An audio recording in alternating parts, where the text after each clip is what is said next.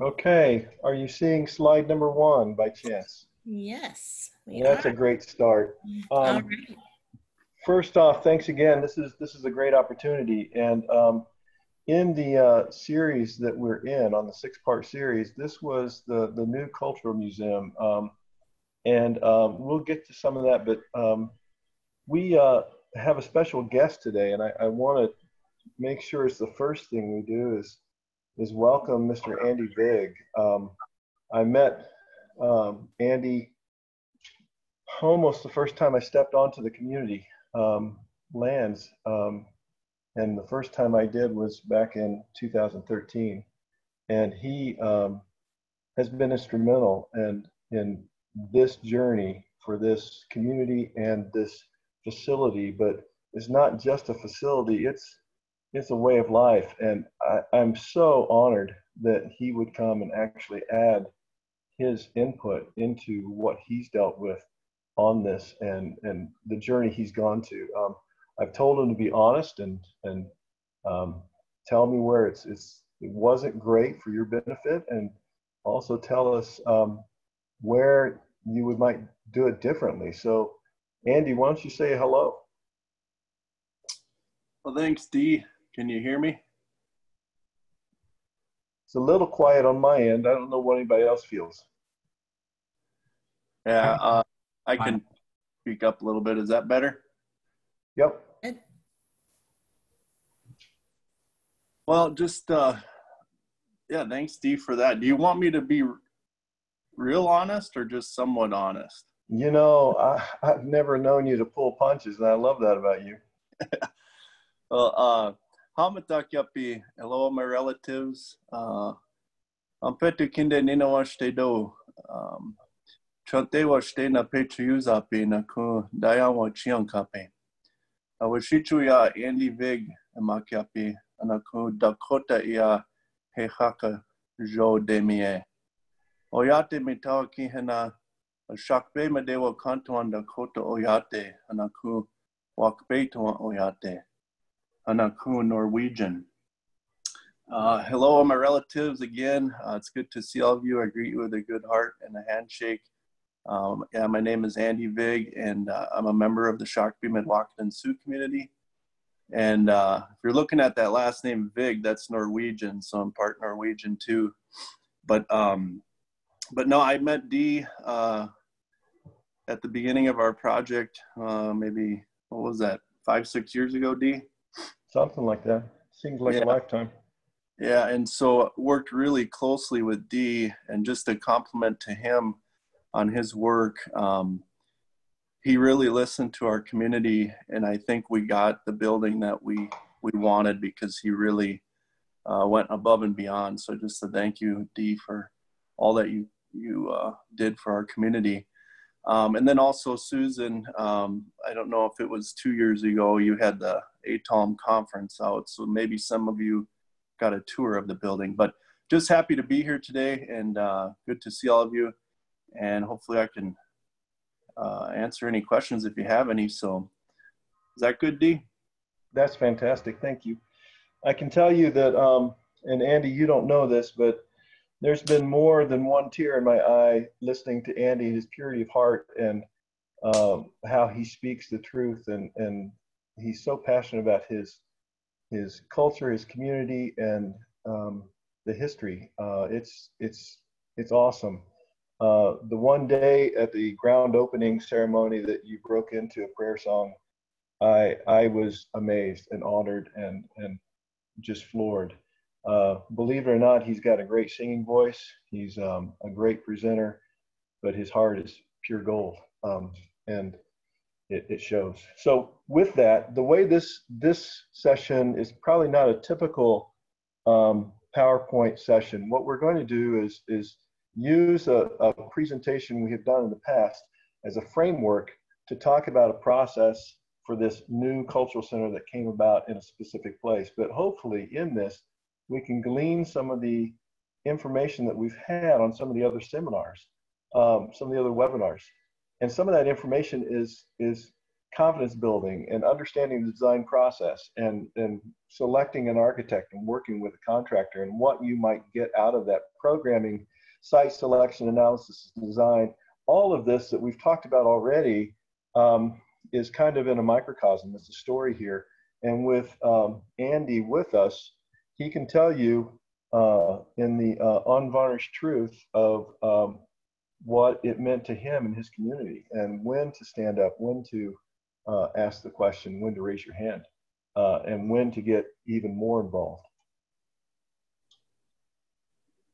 So with that, we do have a cover slide. Andy's already told you his wonderful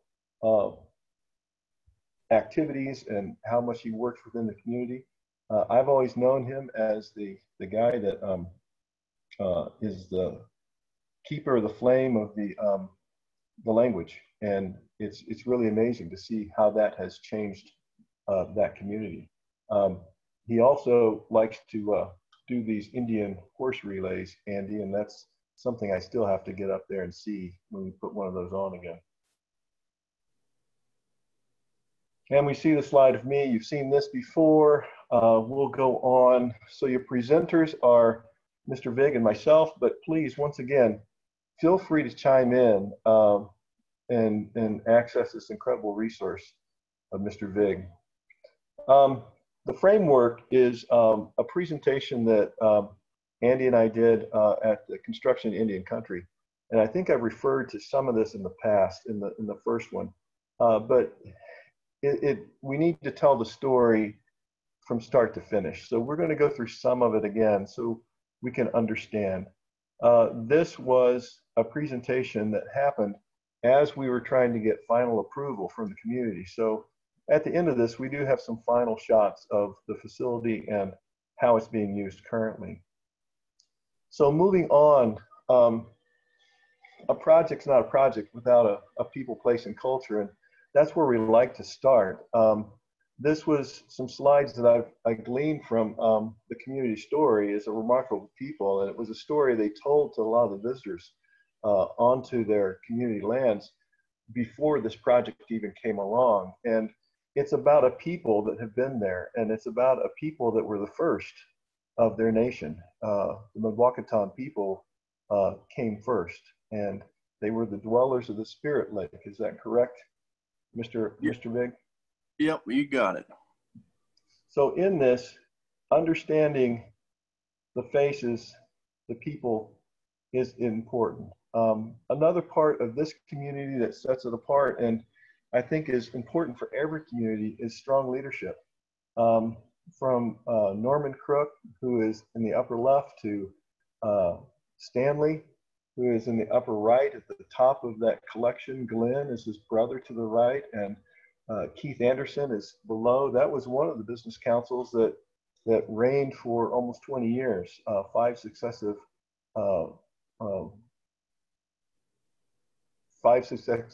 terms in office. And then Mr. Vig, Andy's father, actually came in for the better part of two periods of office. So in that, they've had a very strong, very good leadership. And sometimes on a project, it's hard to get a project designed, developed, and then built in a 4-year election span or whatever your terms might be for your community. But leadership, vision, organization, being prepared is key. The culture coming into the land, we wanted to listen. We wanted to listen to what was important to Andy, to his community. They had already prepared for us a lot of questionnaires that they had put together, but the culture specific to this place, as told by this people, was important for us to listen as much as we could and walk with them through their community. A place is so near and dear. Andy told me a story, and he had a tear in his eye of when they were able to purchase some land next to the river that was once theirs, and they were able to gain some of their land back that was so critical to them. But this is what they know. This is so important And for me to listen to that was key, and our team. So in this presentation, we went through the master plan, community goals, existing lands, master plan organization, cultural center, and how that came to be. And then we had a question and answer. I want to get through this presentation quick enough with questions as we go along that we can have a good session at the end of this, if possible. With any project, location is important, and where you reside on the globe, where you reside on the map that's more local to you is key, as well as the amenities locally to you. The SMSC community is outside of Minneapolis, southwest of the Twin Cities. It's actually on the way on 169 is pretty close. The major highways through and the various pieces and parts were important to understand, as well as the amenities to this. And this is where we're talking about a master plan and understanding how people move, where they come from, what they see, and how you capture somebody to understand how the land, how the ground underneath the new facilities, the new zoning map wants to behave and what it wants to be. Does it want to be active? Does it want to be passive? Does it want to be residential? Does it want to be commercial? How does that want to be in a natural standpoint of how traffic flows?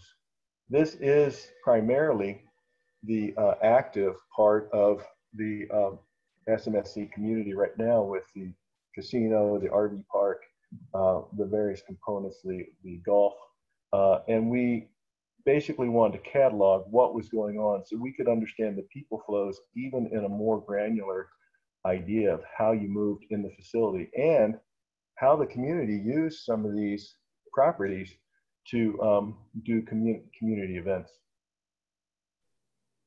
The community gave us a list of items, and this is part of what we've seen in the past, is they had put together questionnaires and the things that were important to them on the master plan: youth programs, community education, cultural, hunting lands. What were we going to do with them? Many of them have hunted on these lands way back when. Andy was telling me that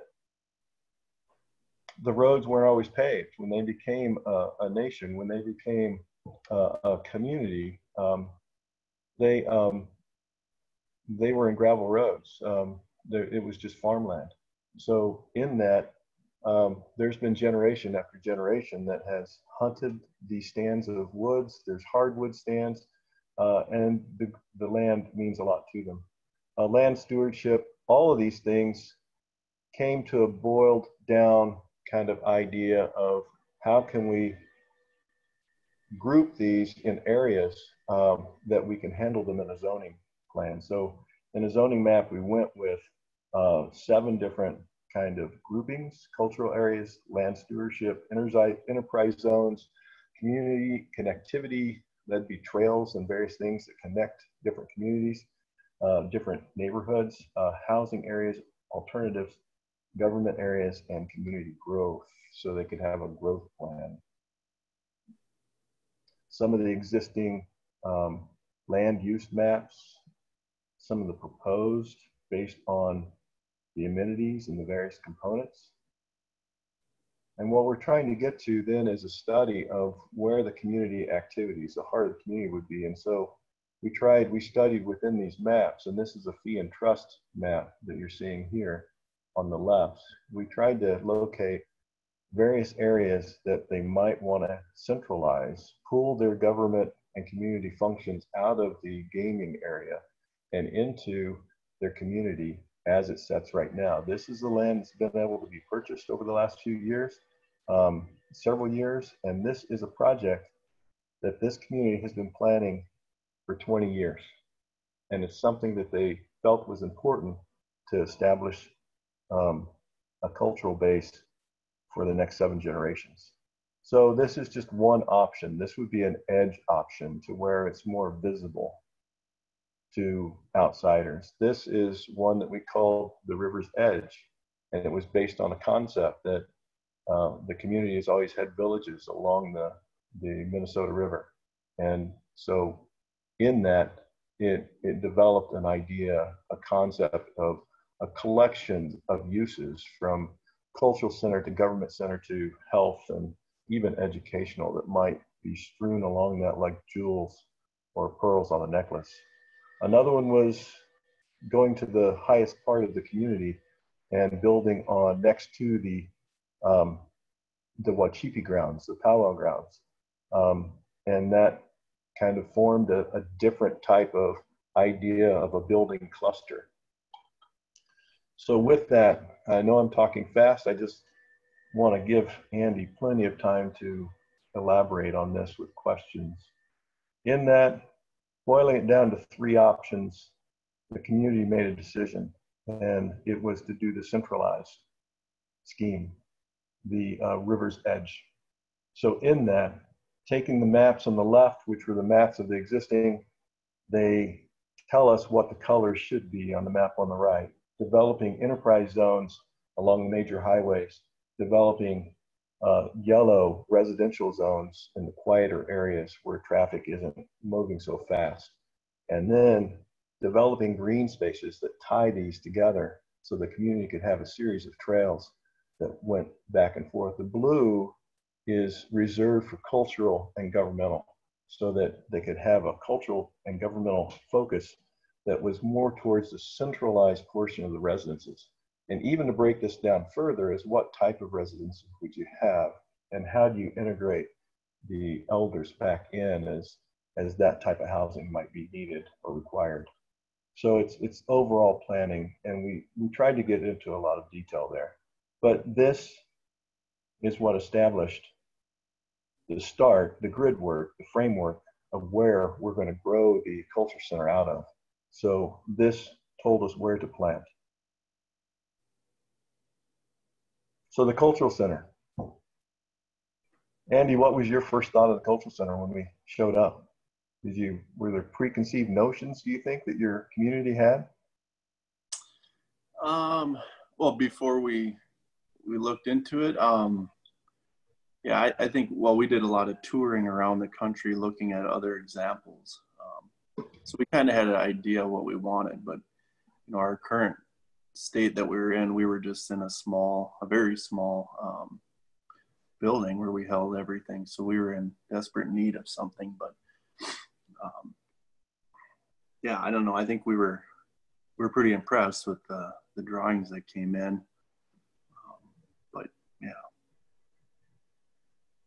Well, it was amazing. When we showed up, we had questionnaires that had been filled out, and what they came up with was a series of items they wanted to work on. And then it got boiled down once again. Chairman Vig was the one I keep remembering him saying he wanted a place to tell our story. He didn't want to remove, right now, this community was using some of the local auditoriums in the high schools to do performances. And he didn't want to necessarily remove that because that was an outreach to get their community story into the other adjacent communities. And they want to be a good neighbor. But he wanted a place to where he could say, if you want to hear our story, you can go here and we can tell you our story. They wanted to gather as a community. Right now they had a dozen and more places that they would have their activities. So it might be like Andy said, their business meeting would be at the Link, which was a multi-use kind of conference room. And if they wanted to, have a cooking class, that would be in another place. And if the farm was in yet another place to where they could see some of the plants and the indigenous components, but they were scattered all over the community. They wanted to speak their language. They wanted to hear from the elders. They wanted to dance, drum, and sing, practice and work their crafts, and provide a final resting place for their artifacts. Those were all key elements to what we were tasked to come up with. I wanted to add to, like, just that language portion. We were having classes in a basement of one of the houses that the tribe owned, and there's nothing wrong with that, but we weren't able to get in front of as many tribal members or community members that we wanted, and so now that we're all together, it's just it's really good, because I mean, you see a lot more traffic coming through now that we're in a bigger space. But that's just one example I wanted to throw in there. So we started off with a small program that we were given, 37,000 square feet, and we had some images that aren't of the facility, but are ideas early on that they might be similar: a library, a meeting hall, a place to cook and eat, some type of crafts, whether it's tanning or pottery or beading, quilting, a place to show some of the artifacts, to tell the story, and then a place to hear the language, hear the songs, record them. So that was part of the process. And then this is, Andy, this is where part of the going out and seeing other facilities. I know you looked at a lot that were local, but to maybe get a facility that was more in tune to what you were looking at doing, there was some traveling. Yeah, this was really helpful for us. Our work group, we traveled, we knocked it out in like 4 days, but we traveled across the country and toured many sites. And then, as Dee mentioned, yeah, we did tour local museums, visitor centers, and culture centers. But this was really helpful. We took a lot of photos. They allowed us to do that. But, you know, the tribes were willing to open up their doors, and really we were able to see it. You know, you can see it on paper, but to tour some of these, you know, it was really impactful. So.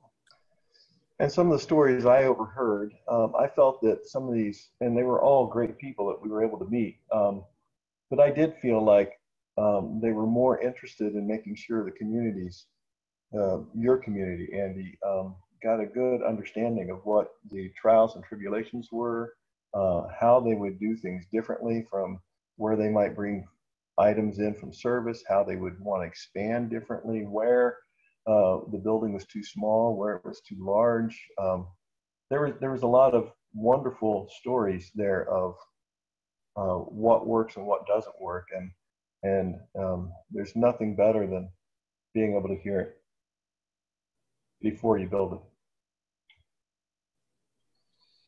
We also, as a design team, we came together and we listened, and we developed kind of some mood images of what we thought we were hearing and played it back and forth, and we'd show some of these ideas, but some of the phrases we would get: for centuries our people followed the natural cycle of life along the Minnesota River, growing crops, gathering wild rice, hunting and fishing, and moving our villages in rhythm with nature. And that to me, to hear that is amazing. It's almost a poem, and then to start trying to capture what that feels like, so that a wider audience can grasp onto it and come alongside these ideas and these concepts. And then a building and landscape design will express a partnership with the land, and that even starts crafting some of the architecture. And whether you get an amphitheater that's naturally carved out of with some stone, with some help, some stone ledges, out of a forested hill, whether it's a shape in the landscape, whether it's a shape in the building, whether it's a glass component, a transparency. We're starting to think about solids and transparencies and water and light and wind, and how there might be a rhythm. And what's important, not to the architects, but what is important to the community. And there were a lot of different feelings, and honestly, there were tons of different ideas, and trying to get that talked about early on and really help the process later on. In this, we would look at pattern and texture, whether it's paintings on hides and leather work, or the horns, or the quill work in the floral patterns of this particular community. Take those textures and patterns and start pulling them down to things that we've seen in architecture, and see if it resonates. The transparency at the top of a teepee, the bowed ribs of a shelter that almost feel like the ribs of a buffalo, the circles of talking circles that are all in one plane. The textures, the feel, the light, the movement. Once again, just testing the patterns to see what is wanted. Then we go to the project site and we start looking at the site and seeing what clues we can take from the site. Since this is a site we had selected with the community input, we tested a couple of different site plan options and concepts of whether we were going to cross over some water, or whether we were going to park next to water, or whether we're going to set along the top of a ridge that was inherent. And this site did have water, but it didn't have water that was stable. It would come halfway through the site, and because of the sandy nature of the land, it would disappear. And so it was more of a marsh than it was.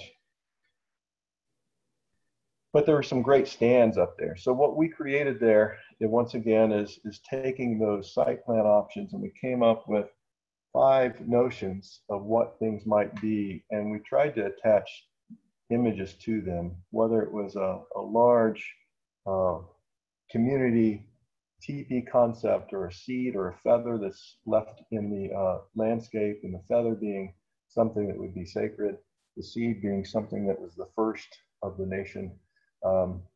Along the river's edge, another concept of a buffalo kind of layout, or a crossing over a creek that was there, that would talk about a concept of being in 2 worlds, the now, the past,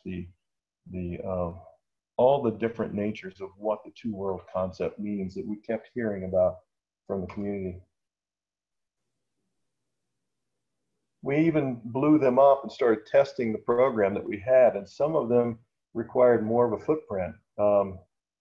Some of them required close to the program, but this was something to test the program so that we could actually look at the community and say, if this is the list of items in the building, is this enough? We want to make sure that we're understanding your program. And we went pretty far with all 5 of these schemes to actually generate 3D images and plans that kind of let them know what a program would look like if it was built up, doors, how you'd walk through the facility, how you'd move goods.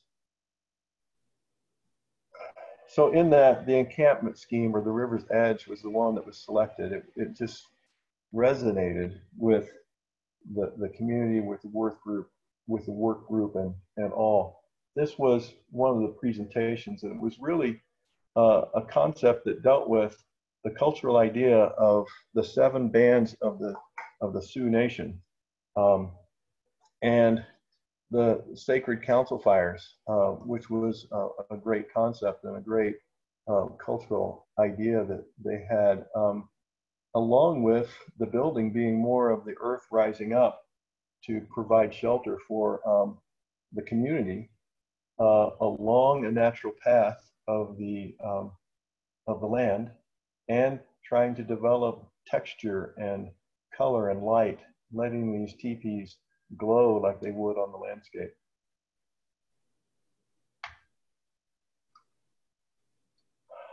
So this was where we stopped at this point and went to a pricing exercise, and as you can see, the 37,000 square footage was vastly exceeded, and the budget was exceeded. And this is an area that we came back and had a redesign, and we started dealing with multiple uses with a single space instead of having each space have a use. And this is something I'd encourage everybody to think of from the get-go, from the very start. And the sketches on the lower right are basically a couple of different notions trying to come up with an idea that keeps some of the original scheme intact, the fluidity, the organic nature, how it sets on the site. But we ended up settling on a 2-story scheme, which was more compact and had a lot of duplicate uses on the space. Now, through all this, Andy had to sit patiently and listen to me talk a lot, it seemed like, but we did have a lot of coordination and communication. We were meeting about once a month at this point, if not more often. But I was fortunate to have the time of the work group as well as the business council to work through some of these issues so that we could make it a more timely process. This is a site plan we settled on. We have the 7 teepees along the river's edge. We have a landform building behind it, but it's a little bit taller now, and it builds into the hillside. It's a natural hillside. The door of the facility and the doors of the teepees all face east to the rising sun, which was a critical component. We actually used the existing stream and lined it with bentonite clay from a property that the community owned about a mile away. They wanted sand. We had plenty of sand. We wanted their bentonite clay, and they gave that to us. And we developed the concept of a stream that was built up out of 4 ponds that along its travel and along its path would hold water, and then they would pump the water from the lower pond to the upper pond to make sure we didn't have stagnation issues. It ended up working out extremely well. We have weirs between them that allow for waterfalls. And then as you cross over onto the land to the left, there's restored prairie grasses. We took out a lot of the softwood forest. We left the hardwood forest, and so that the prairie grasses could be burned off every few years, like it happens in nature. And if you have the softwoods gone, they don't provide enough fuel to burn the hardwoods. So you can maintain your forest areas with the prairie grass burns. The building to the upper side, this, if you can see my cursor, is the cultural center. Phase 2 is a government building that would share a common parkway and share the common parking lot. So on this, public inner to the right, community and private to the left along the river's edge.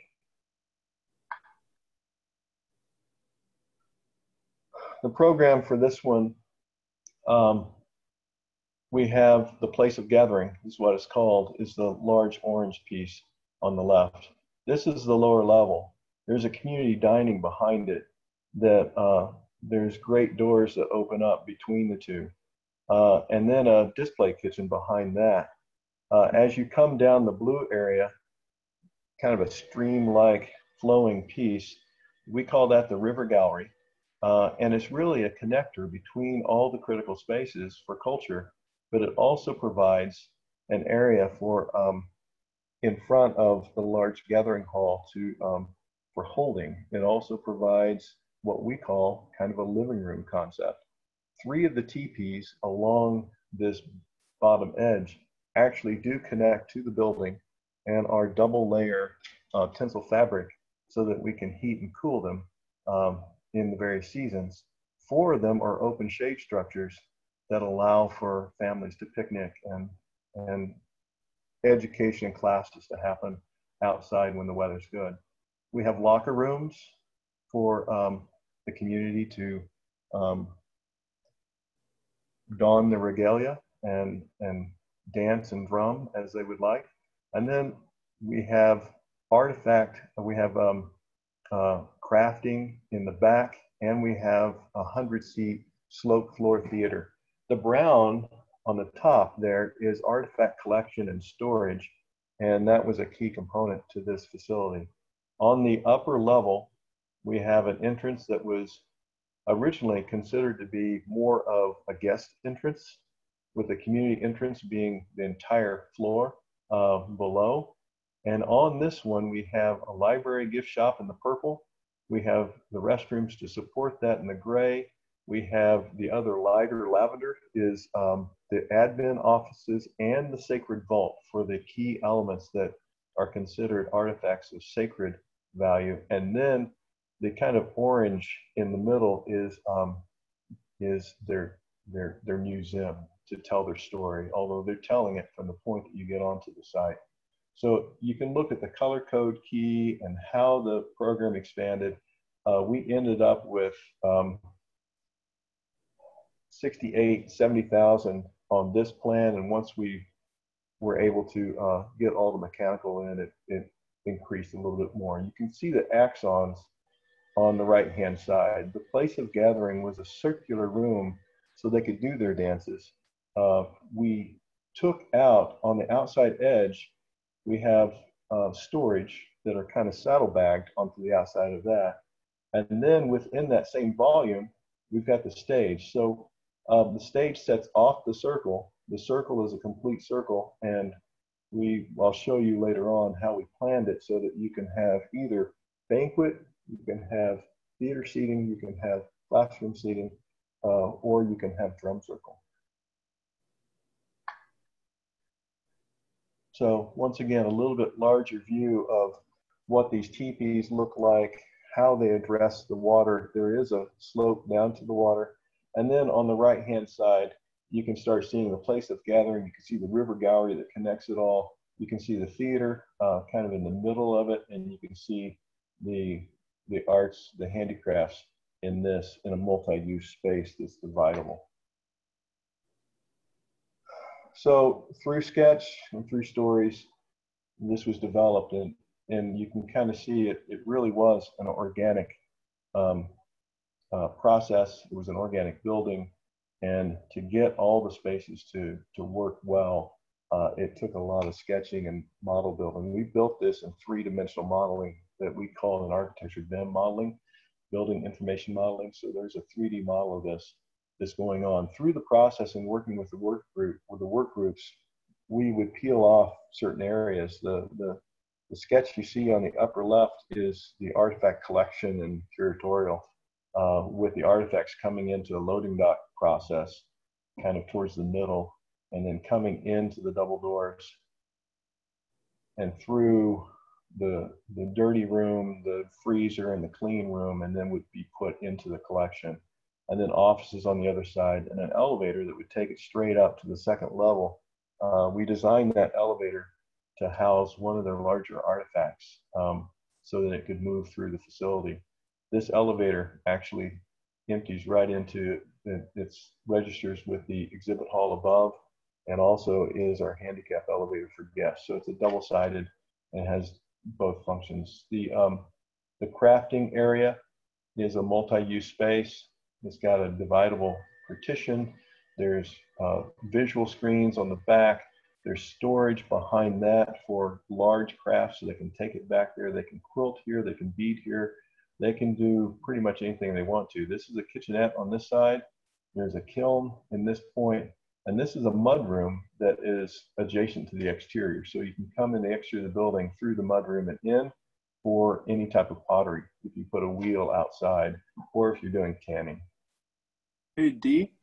Sir. Could I add something on that slide? I don't know if you're able to go back.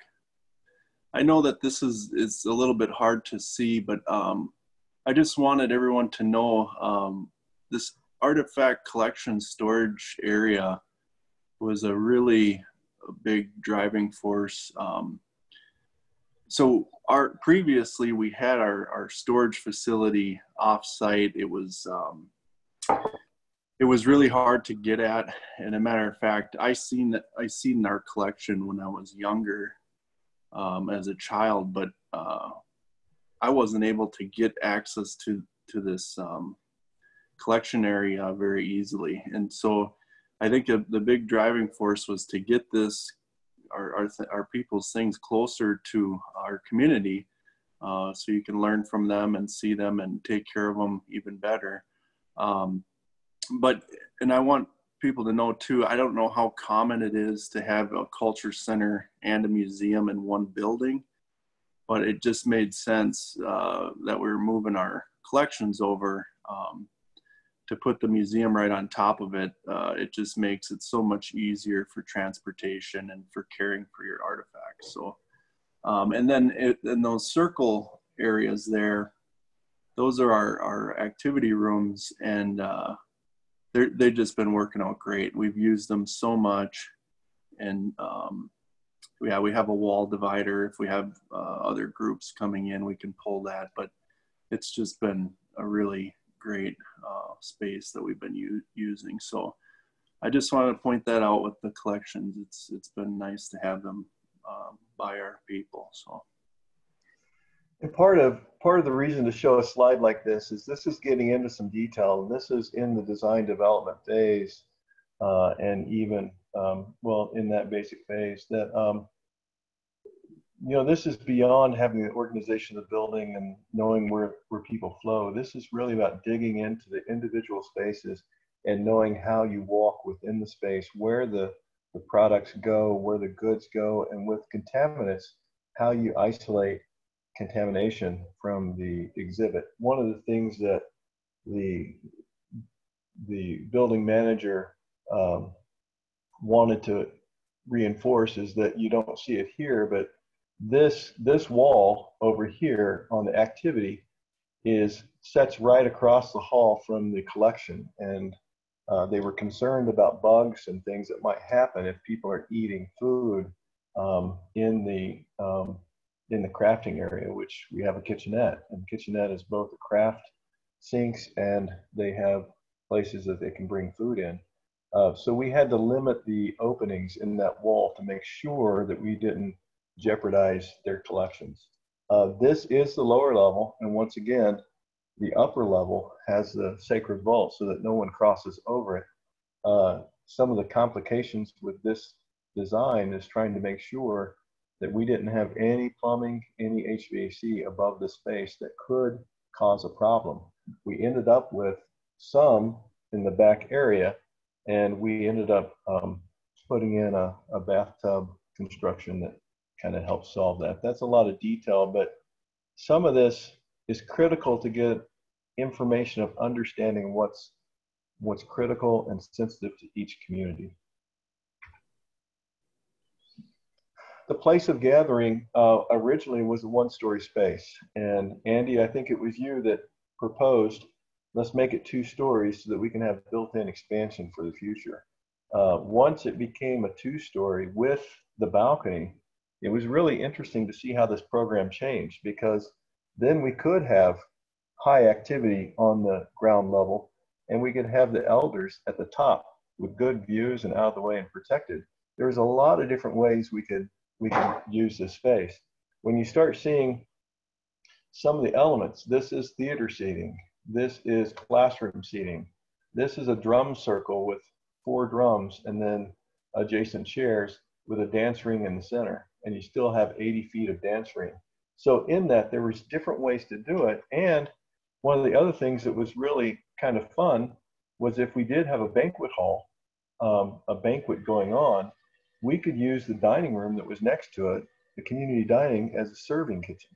So they could plate in there and they could move things out. So we made sure that floor space was free and clear to where we could pull tables to the side, and we could run a lot of different facilities, a lot of different functions out of this. The circles you see at the bottom here are different options of how we can seat and group different activities in the teepees. The teepees were 32 feet in diameter and 58 feet to the top of the crown of the poles.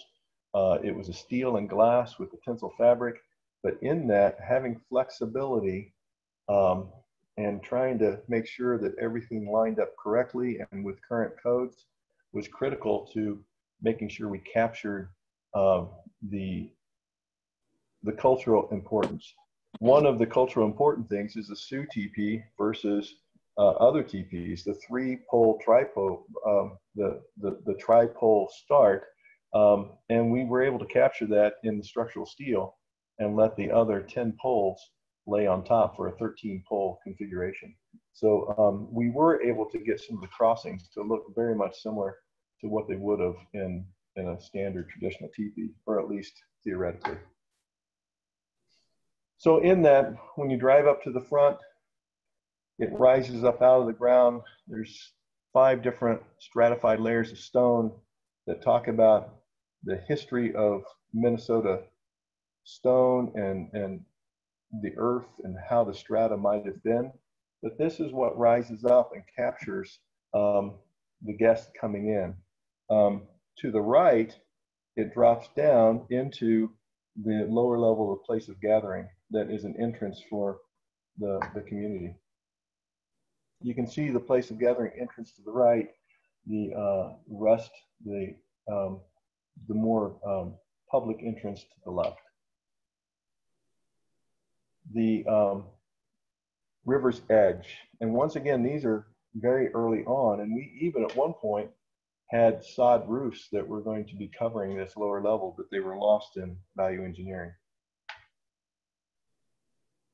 Some of the ideas of how you walked into the space. The upper left is your entry vestibule that you walk in and it centralizes you. That's, you come to the library, you come to the theater, but the museum to the left and the administrative offices. And then the upper right is the lower level of the Hall of Dakotas. It is the hole that you see in the left image, and it was a ground to sky kind of idea to where even in the lower level, you could look up and through the skylight, which was the colors of the shield, the tribal shield, and get a ground to sky connection.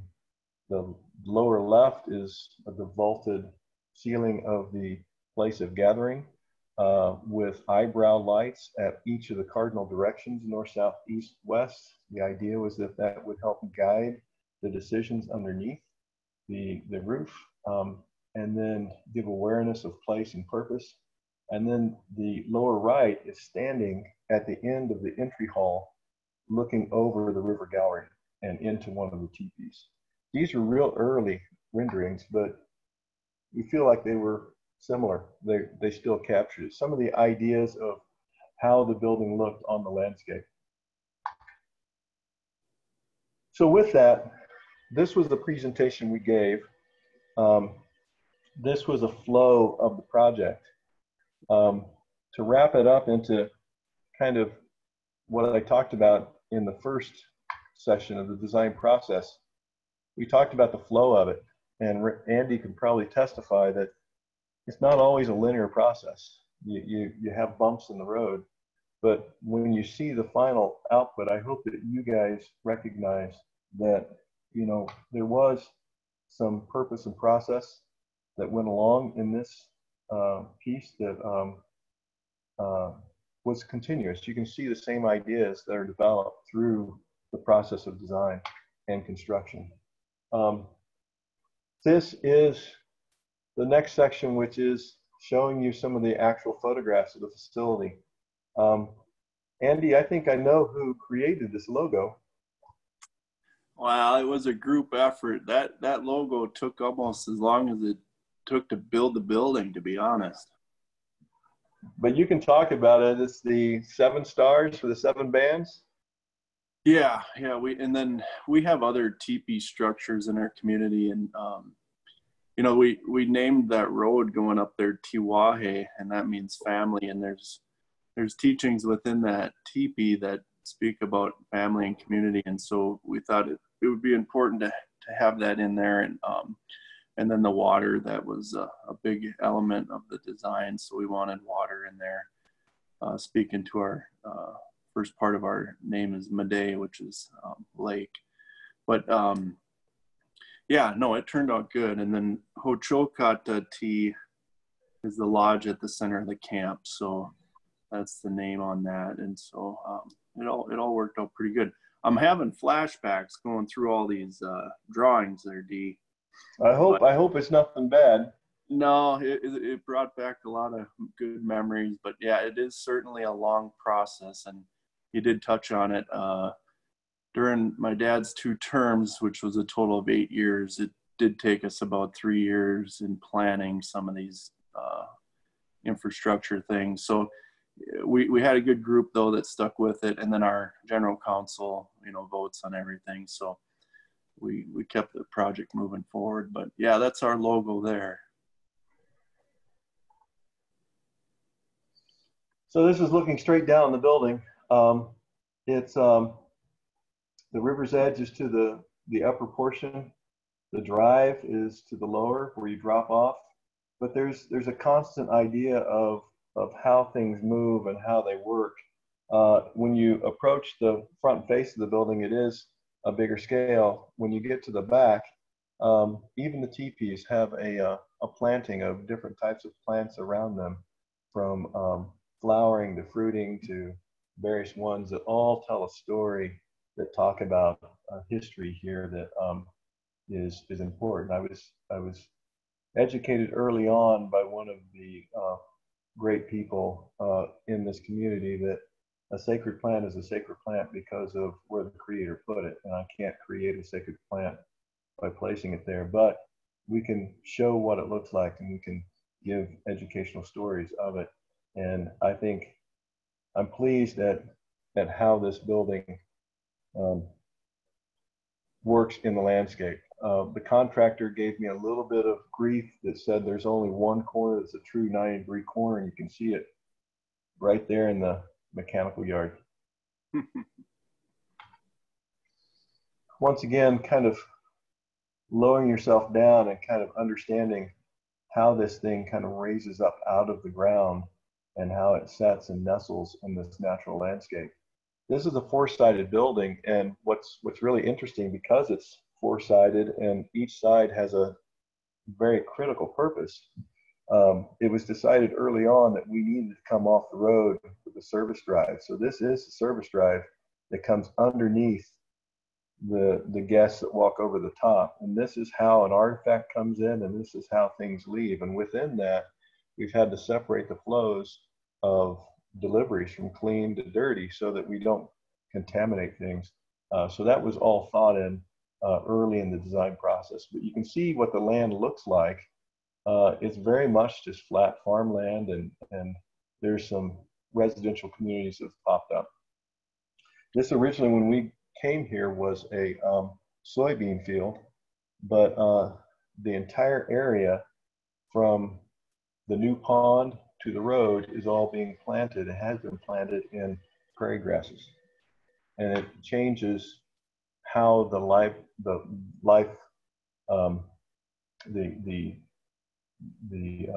various bugs and animals and creatures and birds interact with the land, which is pretty amazing. On this, you can see the 4 different ponds, how they flow across and they wrap around the facility. The place for expansion is to the left, but this is how it sets within the landscape. You can see the 7 teepees with the 3 enclosed ones are the ones that have the glass. Your entrance into the place of gathering, which was the low slope domed building to the right, those are the 4 windows, the dormers that come out and register with the north, south, east, and west. If they want to have a grand march into the facility, they can travel from east to west and go into the place of gathering and continue in the clockwise motion of a circular dance. You can see how the land comes up and is braced back to the upper entry, and this is also the upper level is where you have your administration offices. A dusk picture of the teepees and the reflection of the water's edge. A view as you come down the road, coming to the front of the facility. This facility, the teepees, actually face the main road, and we actually bermed it against the main road so that you could see the top of the teepees, but you don't get a view of everything to privatize it a little bit more. The long view on the inside of the berm and how it transitions at night. The teepees do glow. The open air teepees are single layer of PTFE, a fabric that's almost like a Teflon. The enclosed teepees, those 3 that you see with the mullions on them, are 2 layers, but we don't lose a lot of light coming through them, which is wonderful. As you walk in, you're greeted by the logo on the front door and shields at the ceiling level that illuminate with the tribal shield for some of the decorative lighting to start the process right away of texture and feeling and flavor. Inside, the tribal shield is emblazoned in the skylight, and the oculus then opens from the sky all the way down to the lowest level of the ground on this facility.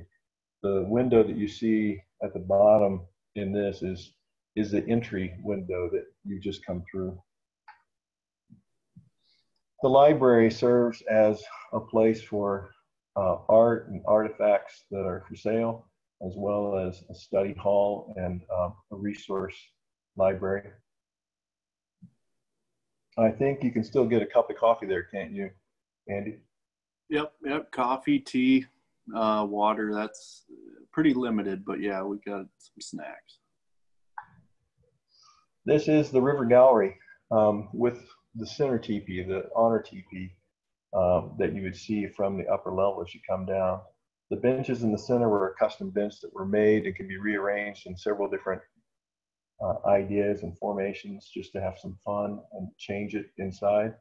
The inside has the same feeling as the outside with 5 different types of stone that stratify, and then with these relief pieces that come down right off the column support or the beam supports that really symbolize the 7 different values of the Dakota community. The columns on the outside edge are wrapped in wood so that they kind of have a natural flavor with some banding at the intersections. The ceiling is a slot ceiling, a slat ceiling, and the floor has a stream that runs through it and bands that run east to west, and they're all varied widths on the bands to represent almost like the growth rings of a mighty oak, that some years you have lean years, some years you have fat years, but in that, all the while, you're progressing on. You have a growth, and the rings tell a history and a story of what that oak has been through. This is a picture that's a little bit spread out. It's a little more panoramic, but this is in your river gallery looking back to the entryway and the Hall of Dakotas below, which is down here, going up all the way through to the skylight above. This is your place of gathering. 16 ribs that come through and form this, and then a open slat ceiling that has texture and pattern to it, but also provides all the high-end acoustics that you need to create this facility. This is theater in the round. The seats above are also in the round, and you can do a full Wachipi circle in this. The tile squares have been patterned to the Dakota Star in the center, which is emblazoned on a lot of the quilts. Once again, some of the colors and flavors and variety of what they can do within this facility. I felt like this one actually captured the hues of the colors a little bit better than the other. An open teepee and how it might look, how it might feel, with the closed teepee behind it in a dust shot. Some of the activities that happen in the facility, the way it's been used, this was never planned as far as this kind of opportunity to sell goods, but that's what happens in the River Gallery. And there's a lot of ways you can lay it out if you plan ahead and give yourself space to do that.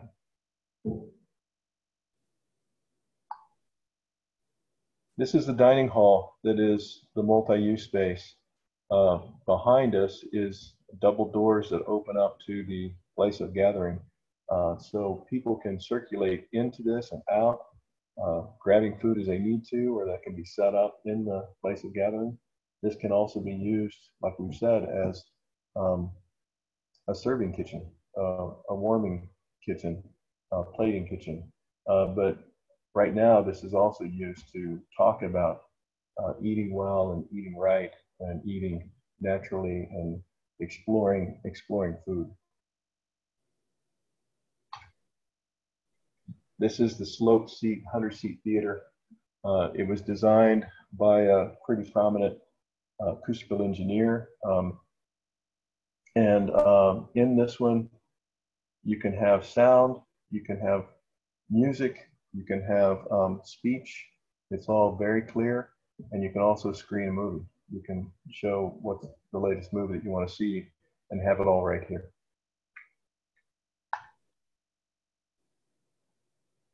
another view of the teepees to show how they look, how they feel, how they work on the landscape.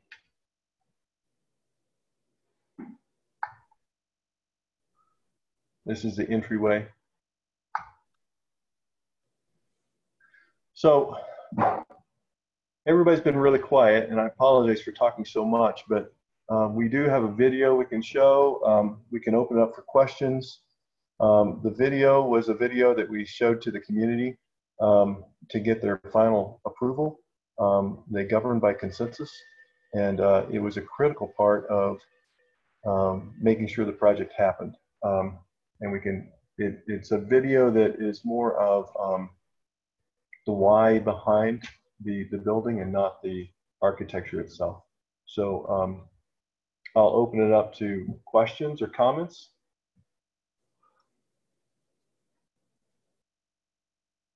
Are you going to show the video? We can do that. I will tune it in right now. How long is it? It's 8 minutes. Okay, fine. Perfect.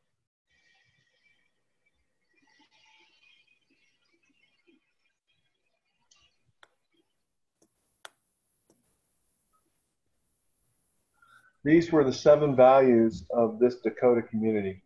And we wanted to talk about what those words meant, what it meant to them. And these are their words that we wanted to base the project on. So before we started showing architecture or ideas, we wanted to start with what was important. And this was after we had already presented probably 3 times to this community. This was probably the 4th or 5th presentation. So they'd seen the process all the way along.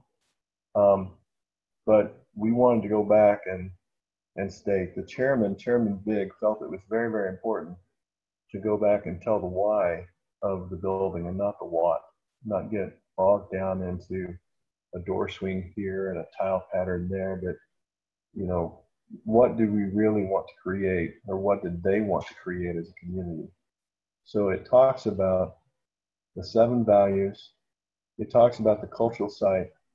It talks about all the places their community do their community work within their community lands, and how we can pick a lot of those up and put them on one spot. So you have one address, one front room, one living room to have this happen in.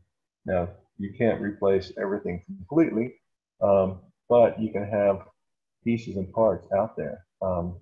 You can have a dance in the cultural center. You can have food displays and exhibits in the cultural center. You can even have a small wachipi in the cultural center. Wasopia is a garden, and we've got gardens around there to talk about it. We'll still have those larger gardens to grow the vegetables they need.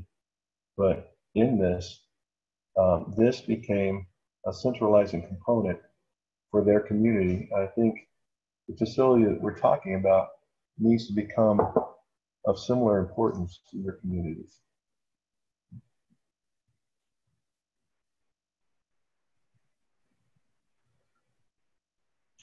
When we talked about the 7 different ideas of things that were important to building this facility, we wanted to pull all those ideas in and almost form a quilt of those ideas that form the community, form the facility, that grow this for the right reason. And that's the nature of that, is making sure that we have the project based in the right reasons. And then to go in and show what happens in each one of these spaces, not just list a title on the drawing that says entry or theater or craft, but give a visual of what these do and what it means.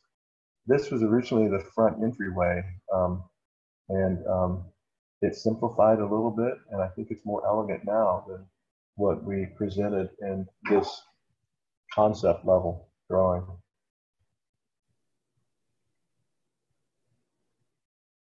The river gallery, how that actually can be used, and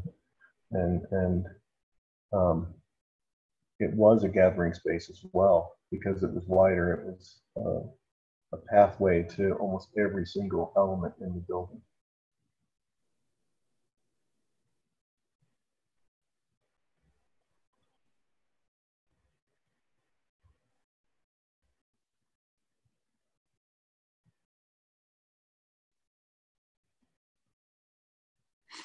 Yeah, that river gallery, it seems big. We did get some concern on this area here, but we've had events with 1,000 people, and it's just worked out great. So.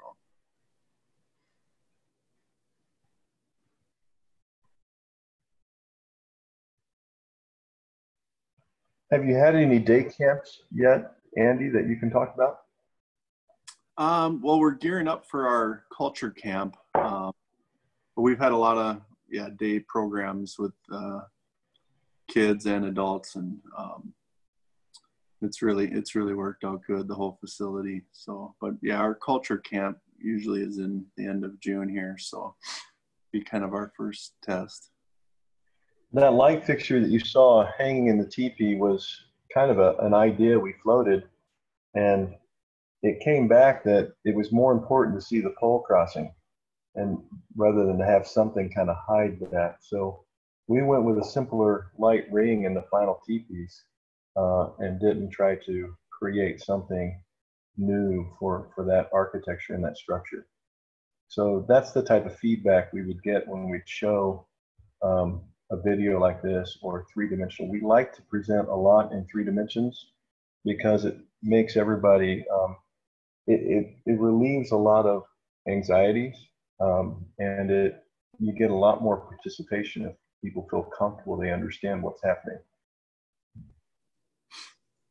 Yeah, this Hall of the Dakota, we utilized it to honor our veterans. We do have a veterans memorial that's outside at a different location, but this area here, we honored all of our past serving military and armed forces, and then we also have a timeline talking about the history of our people up to present days.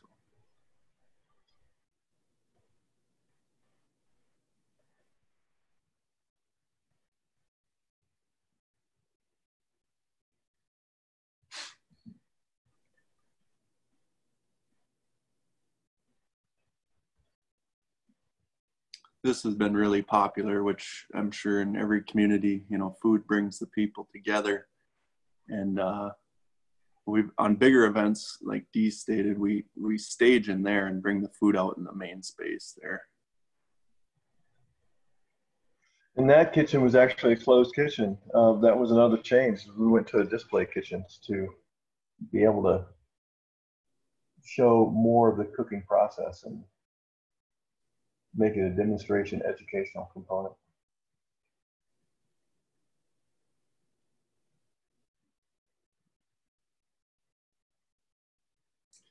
So one reason too, with this big area, our tribe governs by the general council as the governing body. So we hold monthly meetings with hundreds of our tribal members to vote on decisions. So that big space, we're finally comfortable in there. So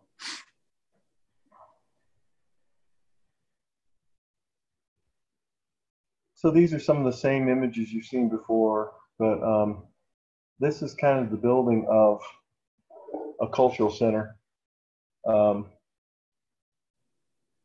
This is a way that we presented and told the story so that more people could be involved in the idea of what was being created and feel comfortable that they knew.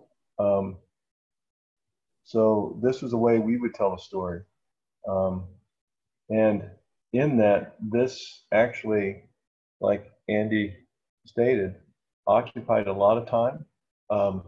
One of the successful things I feel that happened in this process is the work group that we worked with would stand up and talk about the project and the process during some of these group meetings. I think that was very, very helpful to build alliances, to build understanding. But we presented this project 4 or 5 times in received no negative comments on it other than a concern. It was a large facility, but the goal was to plan for the next 20 years as well.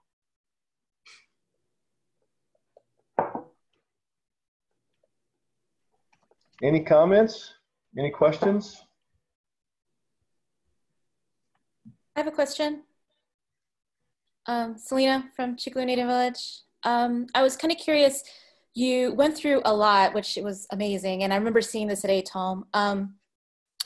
But can you speak of any design or any interior modifications you made for green sustainability? It's a good question.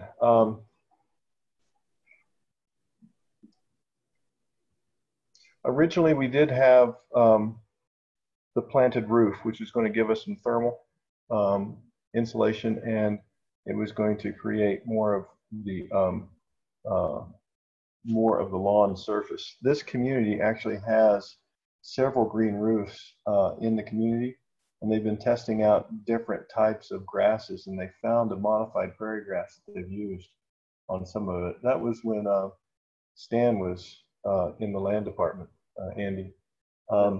In that, one of the biggest things that we did was to reestablish the waterways. It's changed how wildlife interacts. We've reestablished the prairie grasses.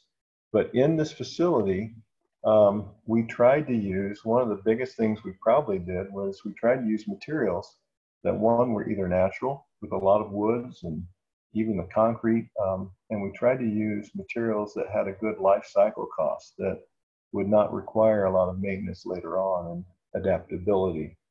Some of the glazing is very high performance glazing since it faces the west. In fact, it's a glazing that's called electrochromic glazing, to where they can dial it up and dial it down, which really cuts the loads. It allowed us to use a lot less mechanical energy in that. The lower level is half buried. So in that provides potential complications for your artifact storage, but it also allows you not to have windows into the artifact storage. So we had to design it to pull artifacts off the wall, any type of storage components, so that we didn't entrap any moisture that might be entrained or that type of thing. But we don't have to worry about light, and we don't have to worry about huge energy shifts in the rooms that might damage the artifacts because it stabilizes the temperatures. Let's see, what else do we use? We use a lot of stone, which was locally resourced. So we're using stone from Mankato that was Kasota stone, and there was another supplier. I think Cold Springs Granite provided all the black granite. So you know, this community is really careful and really concerned about being a good neighbor, and they like to make sure that local people benefit from local projects. But on this particular project, that told the story of where the stones came from, is they were all indigenous stones. So we didn't try to ship any stones across the country to supply this.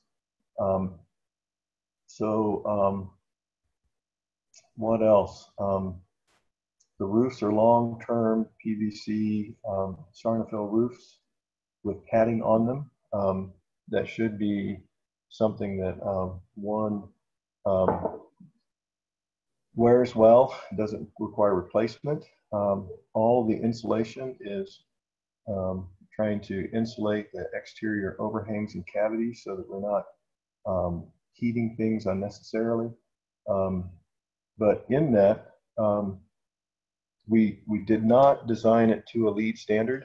We did not register the facility, but we did try to work within the existing landscape. One of the reasons for it to become a two-story building is to make it more compact. Once again, that would save energy.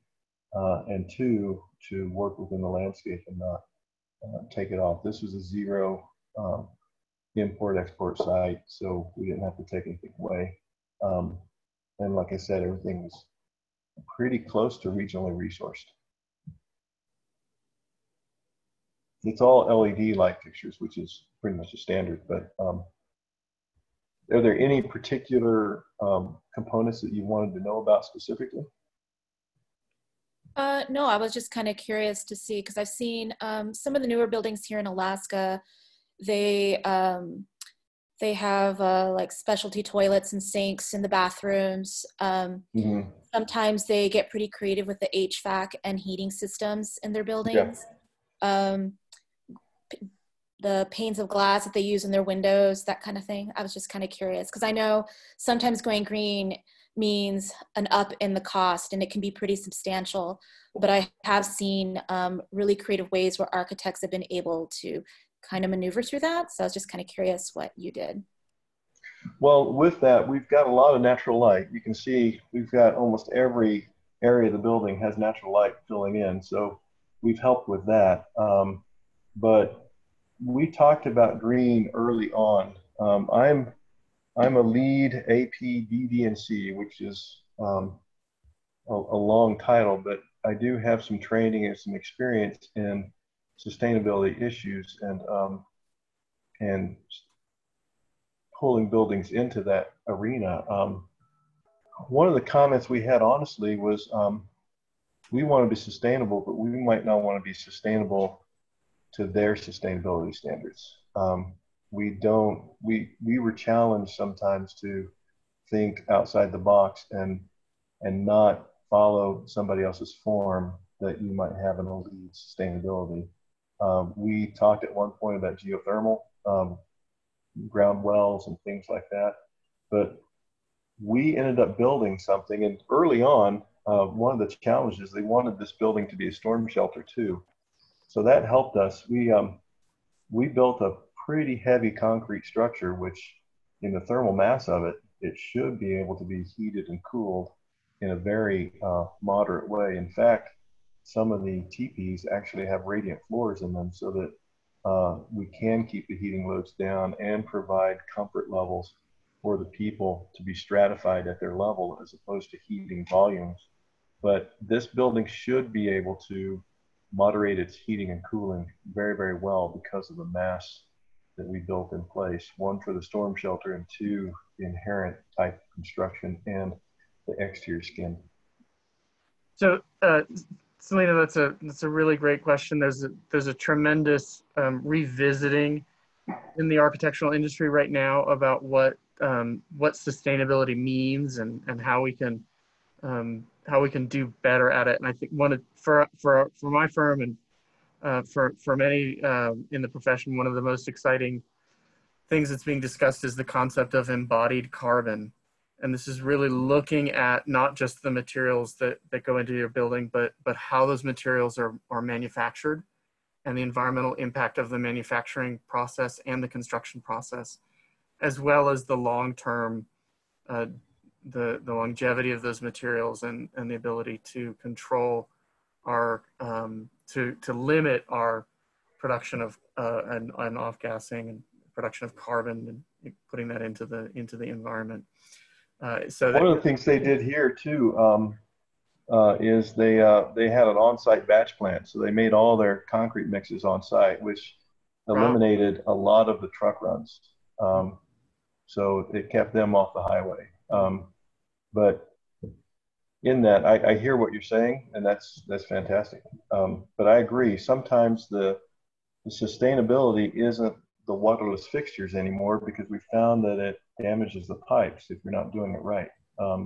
So we are learning as an industry what is best practices. Great. Thank you both. Good question. Hey Dee, Laura Price had a question for Andy. Actually, she asked if we could request permission to use your community survey questionnaire to use as a sample for developing their community assessments. That's one of the things that we're kind of working on. And so, it'd be great if maybe we could see the types of questions that you asked in your sample survey. Yeah, I'm sure I could reach out to our council, and I'm sure they would be willing to share that. You know, questionnaires are pretty tricky. We've done a lot of them. We have a electronic or a little fob system where we can poll the audience right in the meeting, so it's pretty quick. But yeah, the traditional mailers too, they work. But yeah, the questions, I mean, it often seems like it's not always a, you know, one or the other. It's pretty in depth. So yeah, I could take a peek at what we used, and maybe get her information and see if the tribe would release that. Okay, great. Wonderful. Yeah. Appreciate it. What, Andy, why don't you talk a little bit about the work groups? I don't know if that's a common practice or not, but I was very impressed with the work groups beyond just a generalized questionnaire, but how they would focus on certain areas of your community concerns and how they would come together.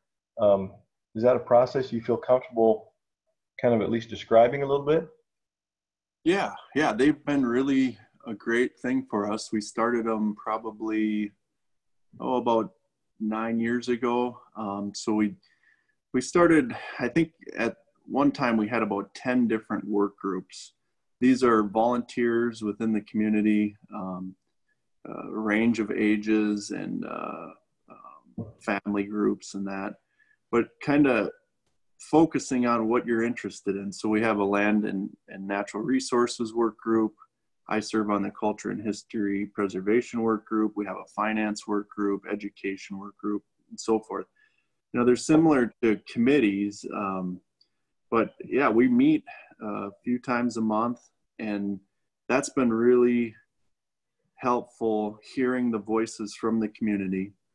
And then we share that information with the community. And a lot of times we have experts in those areas that offer a lot of knowledge that, you know, certain people wouldn't think of. So yeah, I would look at that. I mean, if they're not doing that already, especially, you know, with these buildings, you know, there's a lot that goes into them, and to hear from your community in a way, you know, that our work groups, we met with our other work groups and community, and it was a really good process. So I think the challenges with them, we do limits. They want you to sign up for a year or two only, so you're dealing with the same folks, so you're not going over the same information that you've already went through. So but you'll still get the ones. I mean, even with our project, we were building the building, and some of our members said, well, what's going on here? What are we building? And so you always have that, but no, I think the surveys are good, and these work groups have been just a really good thing. Now, Andy, your involvement on the project was holistic all the way start to finish. And you went on the trips to see the various facilities, but you also went to the Smithsonian, correct? And looked at some of the artifacts for your museum component. Did you want to talk a little bit about that, if there's any interest? Yeah, that was a really great trip. I think we had some help from maybe Susan and other folks to tour their collections storage. If you ever have an opportunity, you got to go see it. I think it's something like 1 million artifacts from tribes all over. They were able to give us permanent loan on some of the artifacts that we wanted back, and they're happy to do that as long as tribes have a safe place for them to house them. But yeah, this whole process has been such a learning experience, and it's just been great. But that experience out to the Smithsonian, that was something I'll never forget, and I just cherish that. And it does change some of your processes of how you operate now, correct? Yeah, I think, you know, we looked at their standards. They have pretty high standards there, and yeah, we incorporated those in our museum, and you know, it just kind of completed our collection. Some of the things that we were missing, they had, and um, yeah, we want to go back at some point and look at more, but yeah, they're just great. I think it was was it Kevin Grover in them? Yeah. Well, what I wanted to express on this is after working in architecture for so long, over 30 years of buildings, this project is one of the highlights of my career. And it's also one that involved a lot more detail and a lot more discussion. I think I probably wore Andy out with as many times I was in Minnesota. And I think he was going to issue a decree that I wasn't allowed into the state of Minnesota for a while. But how did you get through this process? Because I know you spent a lot of time, and the weight on your shoulders was heavy because you were representing your community along with probably about 8 to 9 other people that were constant in that group. So what advice would you give, and if I were to ask? Sorry, my phone's ringing. Yeah, well, with the building, we were involved through the whole thing, but it kind of got easier. Our council and our government kind of took over a lot of the detail work, but where we really got overloaded was when we designed the museum, and I never understood what goes into a museum. And ours is relatively small. It's something like 4,000 square feet, right, D? Yeah, even that. Yeah, so maybe 3,800. But writing all of the panels and all the things in there, and then checking it over and over to make sure you're telling the right story. Yeah, that got exhausting. We were putting in anywhere from 5 to 10 hours a week, which doesn't sound a lot, but just a lot of work going into that. But we had a good group. We supported each other, and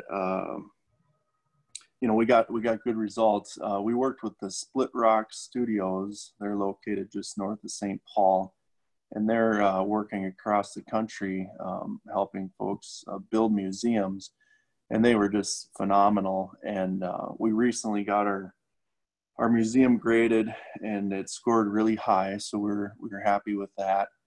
But the work continues. We already have a lot of work that we're doing, just tweaking things here and there, but it is a lot of work.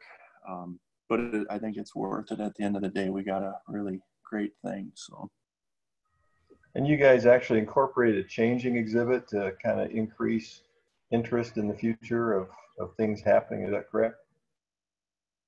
Yeah, we just got really going with the school groups and the different visitors, so we're still pretty fresh. But yeah, we have the ability to change out items. One of our display cases is some of our regalia within the community, so we're going to rotate that every year, and then have outdoor stuff as well. So we're still working on all that, but yeah, for the most part. There's a lot of fixed things in there that we're not really going to be changing, but over time, I'm sure we'll add to it. But so, what's it like to have a classroom lecture in a teepee? Oh, it's awesome. I always call that side of the building the front of the building. So many times our buildings are surrounded by concrete and asphalt parking lots, and it just doesn't feel natural. So. Yeah, it's just beautiful. The animals, the birds come right up to the teepees, and a lot of our teachings, are talking about outside. And of course, we're out there a lot, but in Minnesota, you're indoors a lot too with the winter. But yeah, it's a really cool feel. I know that teepees were complicated to build, maybe high cost, but they're really cool. Everybody that goes into them love it, and you get that panoramic view, and it's awesome. Hey, you talk about how many hours you spent. We spent a lot of hours as a design team making that as right as we could. But any more talk on that would be getting too geeky about architecture and probably bore everybody to death. Hey Dee, we had a question for Andy. He mentioned that collection storage was key for them. How much did their collections and plans for future materials dictate their storage needs? Dee, you might help me too, but our collection, something like 10,000 artifacts. You know, I think we have some room to grow, which we're adding to it here and there. But one of our fears was that, I mean, it's good and bad, but when people hear that we have a Dakota collection, you know, all of a sudden all the stuff starts showing up. So we have to be really selective on what we're allowing into our collections. You know, I think our budget was also a concern. I mean, it would have been nice to maybe go a little bit bigger, but for right now, it's been working good with the size, and we have a nice workspace there for our folks that are cleaning and handling the items. And so am I answering the question? Does that sound good? Or It was a huge discussion, and we were able to replicate exactly what they had. But one of the things, and add more, we did incorporate high density compact shelving for a major component of it. And we had to go through and itemize large storage, smaller items, and make sure that we were doing things correctly, even roll storage. Inside the artifact storage room is a working area that people can lay out and do various things, as well as in the sacred vault. If there's bones that have to be worked on that are sacred, they can lay out an entire body in that area and work in the proper way. Down below, they can work on full-size stuffed buffalo, and there's a working office within the area of the artifact collection area. But there's two different types of compact shelving. One is more of the rolling shelves that we're more used to. The other is a larger planks that are for rugs and robes and various things like that. We did hear from Southern Ute that one of the things that was surprising to them is how much of their new community artwork they wanted to store. But we did hear a lot of the same questions from them, that they were overwhelmed with people giving artifacts, and they would take them through the cleaning process, which for this community, they purchased one of the largest walk-in freezers in the area, so they can actually roll in an entire buffalo, freeze it in the proper way, and roll it out the other side completely clean. So they had been having to send this poor buffalo across the country on trucks to get it decontaminated. But in that, in the Southern Ute, they would clean the artifacts, and then they would stay in their clean area while they tried to figure out whether they wanted them in storage or not. The question of expansion is, we do have expansion diagram for the archival area that basically goes down the ridge line on the other side of that mechanical complex that you saw there, that could allow them to expand that component within the berm.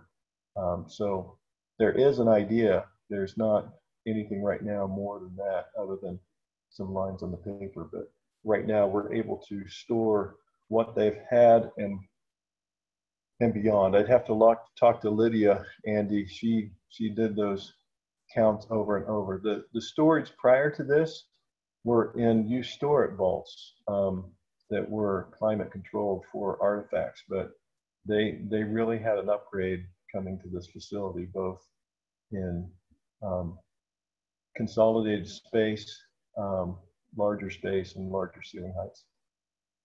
two other cool things that I thought were pretty neat. When we went on our tours, some of these collection areas had windows.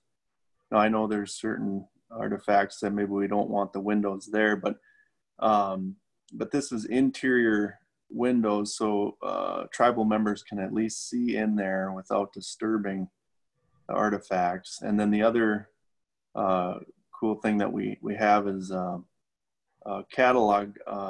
We're taking photographs of some of our things. So that's within that workspace. We have an area to catalog everything. So that's been really good because we never had that. So now a lot of it's on access to tribal members. And it's secured, but we can at least see what we have without going in there and disturbing everything. So some of the great stories we heard as a design team were a lot of this collection originally was held by one person, and so many of the tribal members would talk about being a young person and being on tiptoes and looking over the jewel case down into the collections of artifacts that was in this gentleman's basement.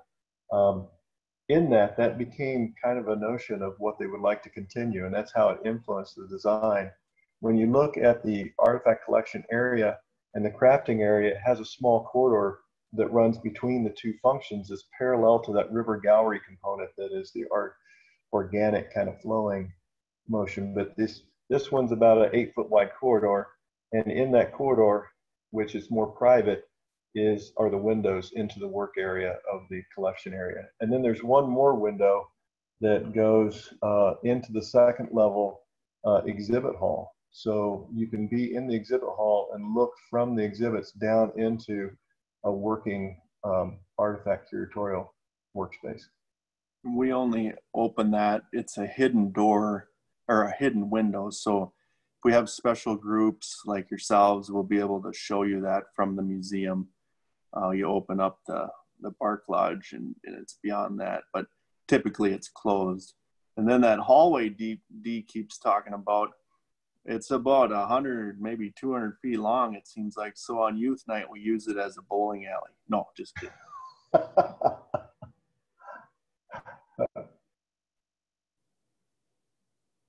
Those are great questions. Any more? Yeah, there was. I think, go ahead. There was one more question. If you had wet storage. It's a good question. In our artifact storage area, we've got large artifacts. We've got the compact shelves. We've got the rollers. We've got a photo booth so they can photograph. We've got a wrapping and crating kind of area, and we do have a workshop down the hall for carpentry, but they do have a paper supply station so they can pull rolls.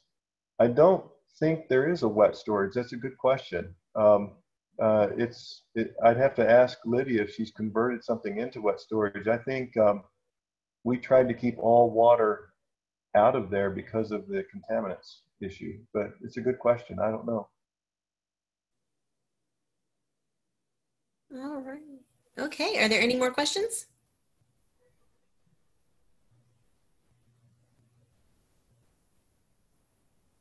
All right. Well, if not, thank you so much, Andy and Dee, for sharing with us today. It was a wonderful, informative presentation. And I guess we will just see everyone next Wednesday. Thanks, Andy. You're the best, buddy. Thanks, Andy. Yeah, thank you, everyone. And if you ever make it out that way to our building, make sure to ask for me, because I'm a backup tour guide, cultural interpreter, so I can get you guys through that facility. So Wonderful. Yep. Maybe we can all make a special trip. And Andy, we're planning a trip back to DC to the Smithsonian, hopefully in September. Is that correct?